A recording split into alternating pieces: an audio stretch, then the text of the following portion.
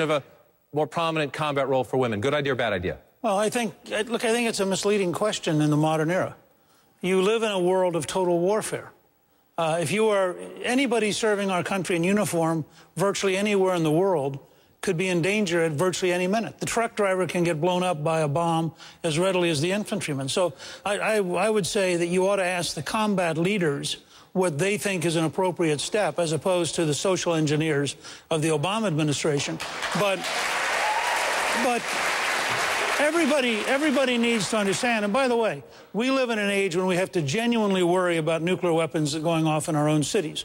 So everybody who serves in the fire department, in the police department, not just the first responders, but our National Guard, whoever's going to respond, all of us are more at risk today, men and women, boys and girls, than at any time in the history of this country. And we need to understand that's the context in which we're going to have to move forward in understanding the nature of modern combat. I think this is a very sober period, and I believe this is the most dangerous president on national security grounds in American history. Congressman Paul?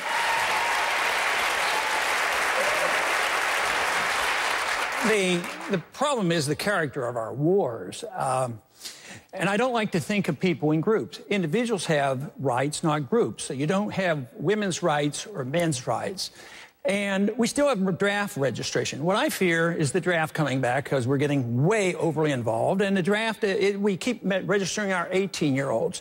So when the draft comes, we're going to be registering young women. And because of this, they're going to be equal. Now, the wars we fight aren't defensive war. They're offensive war. We're involved in way too much. They're undeclared. They're not declared by the Congress. And so we're in wars that shouldn't be involved. So I don't want even the men to be over there. I don't want women being killed, but I don't want the men being killed in these wars.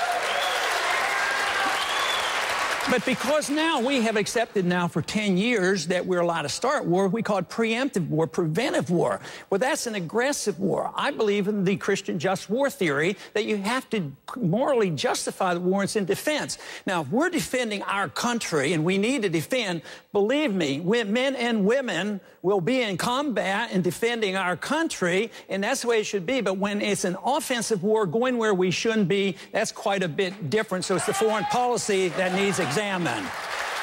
Senator? I actually agree with the comments made by the two gentlemen to my left that there are different roles of women in combat. They are on the front line right now. Their combat zone is, as Newt said, everywhere, unfortunately, in that environment.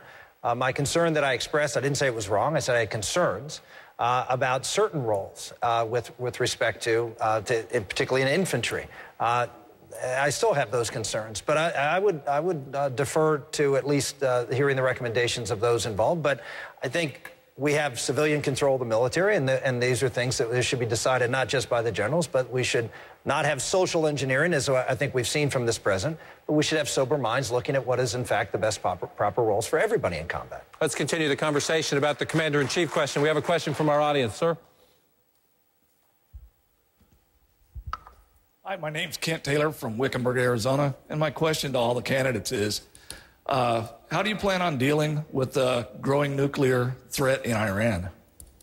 It's a pressing question at the moment. Mr. Speaker, let's go to you first on this, and I want to ask you in the context of the president's and this country's highest-ranking military officer, the chairman of the Joint Chiefs, General Dempsey, told CNN this last week, quote, "A strike at this time would be destabilizing and would not achieve Israel's long-term objectives." If you win this election, General Dempsey would then be your chairman of the Joint Chiefs.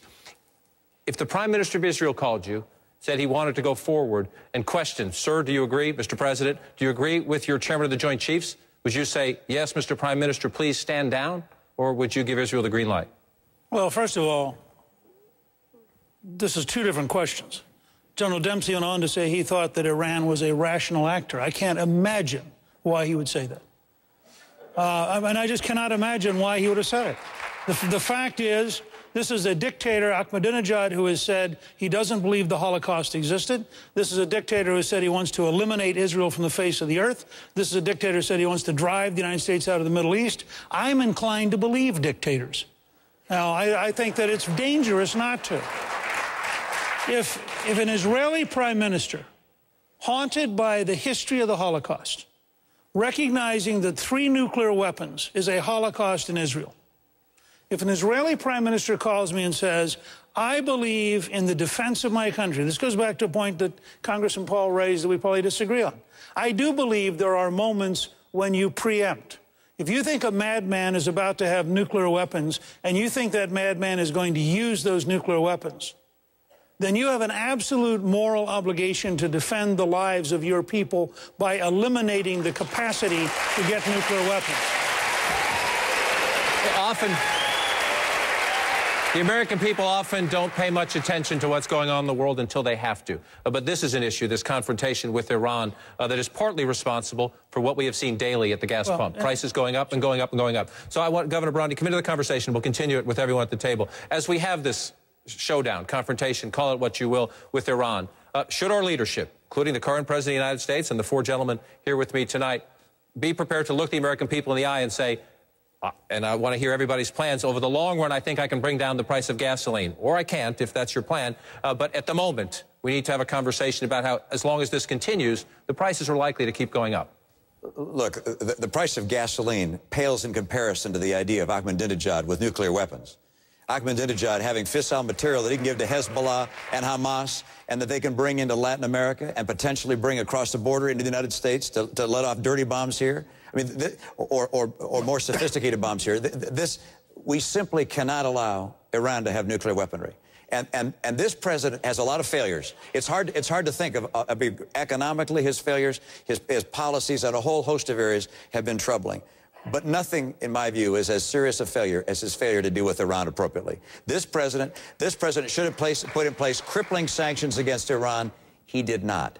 He decided to give Russia their #1 foreign policy objective, removal of our missile defense sites from Eastern Europe, and got nothing in return. He could have gotten crippling sanctions against Iran. He did not. When dissident voices took to the street in Iran to protest a stolen election there, instead of standing with them, he bowed to the election.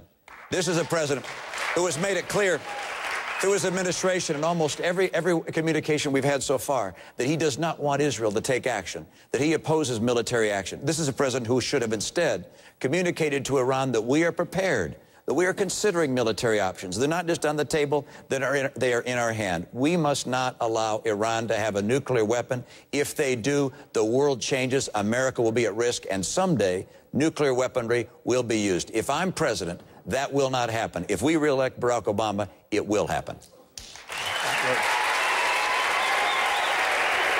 Senator Santorum, please.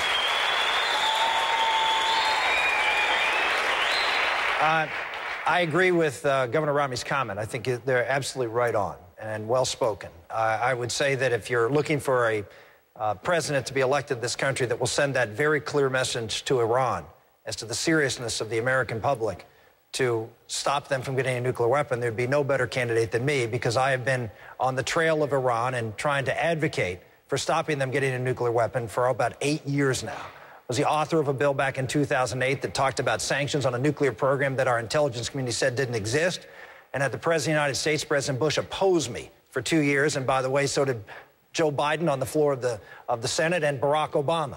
I always say, if you want to know what foreign policy position to take, find out what Joe Biden's position is and take the opposite opinion. And you'll be right 100% of the time.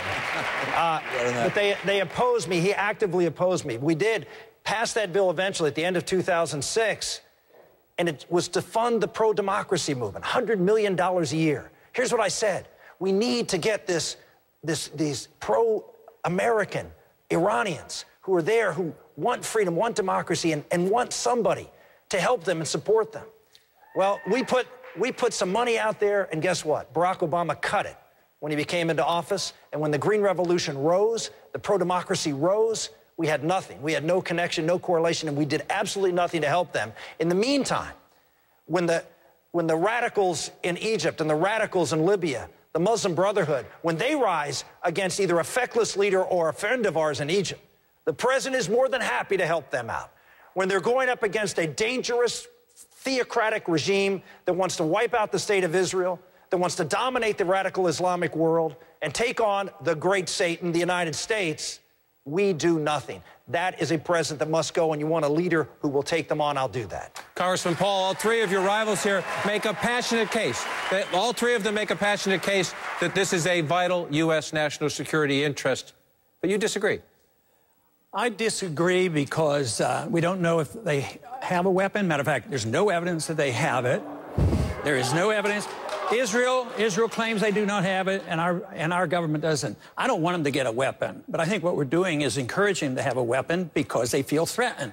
If you look at a map of Iran, we have 45 bases around their country plus our submarines. The Iranians can't possibly attack anybody, and we're worrying about the possibility of one nuclear weapon. Now, just think about the Cold War. The Soviets had 30,000 of them, and we talked to them. The Soviets killed 100 million people, and the Chinese, and we worked our way out of it.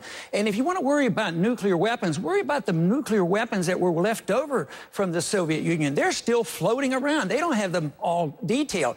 So we're ready to go to war. I say going to war rapidly like this is risky and it's reckless. Now, if they're so determined to go to war, the only thing I plead with you for, if this is the case, is do it properly. Ask the people and ask the Congress for a declaration of war. This is war, and people are going to die, and you got to get a declaration of war.